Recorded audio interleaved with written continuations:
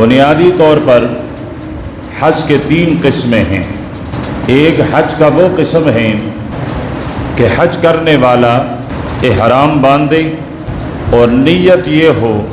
کہ میں اسی احرام میں پہلے عمرہ ادا کروں اور اسی احرام میں حج بھی ادا کر لوں۔ ایک دفعہ اس نے نیت کی، ایک دفعہ احرام باندھا اور اسی ایک ہی احرام میں پہلے عمرہ اور اس کے بعد حج ادا کیا جائے۔ فقہا کے اصطلاح میں یہ حج قران کہلاتا ہے، اور امام الائمہ امام ابو حنیفہ رحمۃ اللہ علیہ کے ہاں یہ سب سے افضل اور سب سے زیادہ اجر والا ہے، اس لیے کہ اس کی مشقت وہ سب سے زیادہ ہے، اور جس عمل میں مشقت زیادہ ہو اس کا اجر بھی زیادہ ہوتا ہے۔ دوسرے نمبر پر کہ ایک آدمی صرف حج کا احرام باندھے، جب حج کے دن شروع ہوں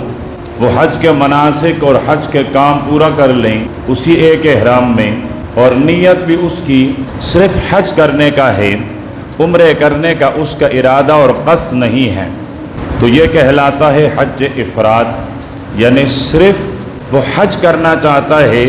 اور اس نے احرام اس نیت سے باندھا تھا کہ میں حج ادا کروں۔ امام شافعی رحمۃ اللہ علیہ کے ہاں یہ حج سب سے زیادہ افضل اور فضیلت والا ہے۔ تیسری قسم ہے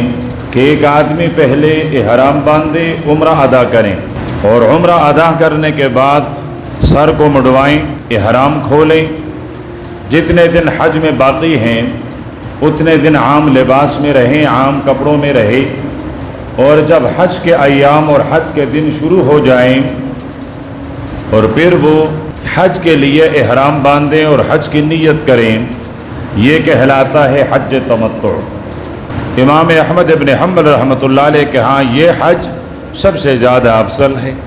اور آج کل تقریباً حج کا یہی قسم یہ رائج ہے کہ یہ زیادہ کیا جاتا ہے۔ ابھی جو لوگ پہنچے ہیں یا پہنچ رہے ہیں تو وہ پہلے عمرہ ادا کریں گے، پھر اس کے بعد وہ زیارات کریں گے، عبادات میں مشغول ہوں گے۔ جب موسم حج شروع ہوگا پھر دوبارہ وہ احرام باندھیں گے اور حج ادا کریں گے، تو یہ حج تمتع کہلاتا ہے، اور یہ امام احمد ابن حنبل رحمۃ اللہ علیہ کے ہاں حج کے 3 قسموں میں سب سے زیادہ افضل ہے۔